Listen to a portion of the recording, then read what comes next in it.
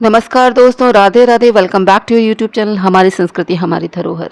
दोस्तों, गंगा सप्तमी हर वर्ष वैशाख मास के शुक्ल पक्ष की सप्तमी तिथि को मनाई जाती है।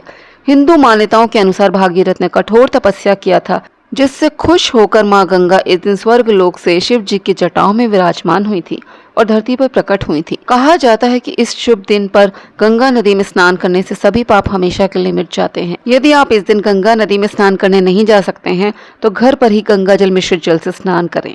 इसके बाद घर पर ही गंगा जी का पूजन करें।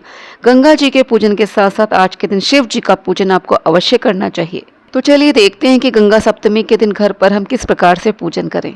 पूजन स्थल को गंगा जल से पहले शुद्ध करें, फिर वहां पर हल्दी, गाय का गोबर अथवा गेरू से लीप लें। अब आप वहां पर एक चौक बनाइए। कोई भी आप पूजा करते हैं तो सर्वप्रथम आपको चौक बनानी चाहिए। यहाँ देखिए, मैंने एक साधारण सी चौक बनाई है। अब हम यहाँ पर एक शुद्ध पात्र लेंगे और सर्वप्रथम हम शिव जी का यहाँ पर पूजन करेंगे। हमने यहाँ एक बिल्वपत्र का आसन दिया है, उसके ऊपर मेरे घर में एक शिवलिंग है, मैं उसी को यहाँ पर रखकर उसका पूजन कर रही हूँ। आप यहाँ पे भगवान शिव की फोटो भी रख सकते हैं, उनका भी पूजन कर सकते हैं। आपका मुख पूर्व की तरफ होना चाहिए। शिव पूजन में आपको नंदी जी का पूजन भी अवश्य करना चाहिए। यहाँ मैंने नंदी जी को भी बिलपत्र का आसन देकर यहाँ पे उनको स्थापित करा है। भगवान शिव का शुद्ध जल से अभिषेक करेंगे। इसके बाद हम गाय के कच्चे दूध से अभिषेक कर रहे हैं। यहाँ पर उन्हें हम शुद्ध जल से अभिषेक करेंगे। इसके बाद हम गंगा जल से यहाँ पर अभिषेक करेंगे। यहाँ हमने एक छोटी सी चौकी रखकर उस पर आसन बिछाकर गंगा जली को भी रखा है, इसका भी हम आज के दिन पूजन करेंगे। अब हम भगवान शिव को वस्त्र रूपी कलावा अर्पित कर रहे हैं। यहाँ हम नंदी जी को भी जल चढ़ा रहे हैं, गंगा जली पे भी हमने जल चढ़ाया है, इन्हें भी हमने वस्त्र रूपी कलावा अर्पित करा है। अब हम इस परात में शुद्ध जल भरेंगे और माँ गंगा का इसमें आवाहन करेंगे, क्योंकि हम इसी में आज दीपदान भी करेंगे। भगवान शिव को जनेऊ चढ़ाएंगे, उन्हें पीला चंदन लगाएंगे। यहाँ हम त्रिशूल पे भी चंदन लगा रहे हैं, नंदी जी पे भी पीला चंदन लगा रहे हैं। भगवान शिव को बिल्व पत्र चढ़ाएंगे, शमी पत्र चढ़ाएंगे। यदि आपके पास सफेद पुष्प हो तो सफेद पुष्प अर्पित करिए। यहाँ मैंने सफेद पुष्प अर्पित करा है, अक्षत चढ़ाया है, इन्हें भस्म लगाई है, सफेद चंदन लगाया है। अब हम इन्हें धूप दिखाएंगे और धूप को साइड में पूजन स्थल में रख देंगे। अब हम यहाँ मिश्री का भोग लगा रहे हैं। आपके पास जो भी भोग सामग्री उपलब्ध हो उसे आप यहाँ पे चढ़ा सकते हैं। अब हम परात पे कुमकुम का तिलक लगा रहे हैं। अब हम परात के जल को गंगा जी का स्वरूप मानकर उसमें पहले हमने रोली डाला है, अब हम उसमें हल्दी डाल रहे हैं। अब हम इसमें अक्षत डालेंगे। हम गंगा जली का भी पूजन करते चल रहे हैं। यहाँ पर नंदी जी को हम यहाँ पर दूर्वा अर्पित कर रहे हैं, इन्हें पुष्प अर्पित करा है। गंगा जली पे पुष्प अर्पित करेंगे। परात के जल में भी हम माँ गंगा को पुष्प अर्पित कर रहे हैं। गंगा तट पे कलावा अर्पित कर रहे हैं, माँ गंगा को भोग अर्पित कर रहे हैं। अब हम यहाँ पर ऋतु फल अर्पित कर रहे हैं, खरबूजा, आम, आपके पास जो भी फल उपलब्ध हो आप चढ़ा सकते हैं। माँ गंगा को कम से कम 5 सुहाग सामग्री अवश्य अर्पित करें। चूड़ी, बिंदी, मेहंदी, पीला सिंदूर, चुन्नी। आप 16 श्रृंगार सामग्री भी यहाँ पर अर्पित कर सकते हैं। आप अपने सामर्थ्य अनुसार यहाँ पर सामग्रियाँ अर्पित कर सकते हैं। श्रद्धा अनुसार आप यहाँ पर दक्षिणा चढ़ा दीजिए। अब हम यहाँ पर दीपदान करेंगे। यहाँ मैंने 7 दीपक बनाए हैं। मैंने यहाँ पर अशोक के पत्ते के ऊपर एक देसी घी के गोल बाती के दीपक रखे हैं। अब हम इनका दीपदान करेंगे। पहले मैंने यहाँ पे इनको पूज लिया है। मेरे चैनल पर ये दीपक कैसे बनाए जाते हैं, इनका पूजन कैसे करते हैं, पूरा विस्तृत विवरण दिया है, आप वहाँ से देख सकते हैं। देखिए, इस परात में तो 2 या 3 ही दीपक आ पा रहे हैं, तो मैंने यहाँ पे 3 दीपक परात में रखे हैं।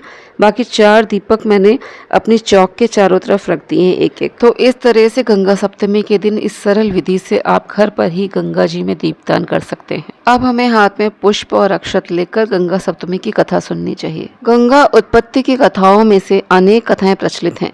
हिंदू धर्म ग्रंथों में वर्णित है कि एक बार गंगा जी तीव्र गति से बह रही थीं। रास्ते में ऋषि जहन्नु भगवान के ध्यान में लीन होकर तप कर रहे थे। उनका कमंडल और अन्य सामान भी वहीं रखा था, जिसे गंगा जी ने अपने प्रवाह में बहा लिया। जब ऋषि जहन्नु की आंखें खुली, अपना सामान न देखकर वे बहुत क्रोधित हुए। इस क्रोध में ऋषि ने गंगा जी को पी लिया। बाद में भागीरथ ने ऋषि से गंगा जी को मुक्त करने का आग्रह किया। ऋषि ने भागीरथ का आग्रह स्वीकार करते हुए गंगा जी को अपने कान से मुक्त किया। जिस दिन यह घटना घटी उस दिन वैशाख मास के शुक्ल पक्ष की सप्तमी तिथि थी। माता गंगा के अवतरण की एक और कथा प्रचलित है। कहते हैं कि इक्ष्वाकु वंश के राजा भागीरथ ने गंगा नदी को स्वर्ग से धरती पर लाने के लिए कठोर तपस्या की। ब्रह्मा जी भागीरथ की तपस्या से प्रसन्न हुए। उन्होंने कहा कि गंगा के वेग को सिर्फ भगवान शिव ही संभाल सकते हैं, इसलिए शिवजी ही गंगा को स्वर्ग से धरती पर ला सकते हैं। ब्रह्मा जी ने अपने कमंडल से गंगा की धारा छोड़ी और शिव जी ने गंगा की धारा को अपनी जटाओं में समेट लिया। वैशाख शुक्ल सप्तमी को मां गंगा ने भगवान शिव के जटाओं में प्रवेश किया था। इसी दिन से गंगा सप्तमी मनाई जाती है। अब कथा पढ़ने अथवा सुनने के बाद पुष्प और अक्षत को वहीं पूजन स्थल पर हम जमीन पर छोड़ देंगे। गंगा सप्तमी पर स्नान, दान, पुण्य, जप और तप से भक्तों को मोक्ष प्राप्ति का आशीर्वाद प्राप्त होता है। इस विशेष दिन पर मां गंगा की पूजा करना बेहद लाभदायक माना जाता है। इसके साथ ही इस दिन कथा का पाठ करना भी मां गंगा के भक्तों के लिए बेहद फायदेमंद साबित होता है। अब हम यहाँ पर गणेश जी, शंकर जी और माता गंगा की आरती करेंगे। यहाँ मैं कपूर से आरती कर रही हूँ। तो दोस्तों, इस तरह आरती करने के बाद यहाँ पे प्रभु को आरती देंगे, फिर पूरे घर में आरती दिखाएंगे। पूजन स्थल पे हम थोड़ा सा जल छिड़क कर उसे अपने माथे पर लगाएंगे और फिर पूजा में क्षमा अर्चना करेंगे। पूजन स्थल पर जो भोग प्रसाद आपने चढ़ाया है उसे आप स्वयं भी ग्रहण करें और सब में वितरित कर दीजिए। खरबूजे का या मौसमी फल का आप थोड़ा बहुत दान भी कर दीजिए। ये जो आपने यहाँ पे दीपक प्रज्वलित करे हैं, जब ये ठंडे हो जाएं, जब ये बुझ जाएं, तो इनका आपको विसर्जन कर देना है। आपने फूल पत्ती जो भी यहाँ पे चढ़ाए हैं इनका भूमि विसर्जन कर दीजिएगा। सुहाग सामग्री और दक्षिणा का आप दान कर दीजिए। कुछ सुहाग सामग्री आप स्वयं के लिए भी इस्तेमाल में ले सकते हैं। परात के जल को हमें बाद में गमले में डाल देना चाहिए, इसे पैरों के नीचे नहीं आना चाहिए। तो दोस्तों, इसी के साथ आज का वीडियो अब मैं यहीं पे समाप्त करती हूँ। वीडियो में दी गई जानकारी यदि आपको उपयोगी लगी हो तो वीडियो को लाइक करें, शेयर करें। चैनल पर पहली बार आए तो चैनल को सब्सक्राइब करना ना भूलें। जय श्री कृष्णा, जय श्री राधे। आप सभी को गंगा सप्तमी की हार्दिक शुभकामनाएं।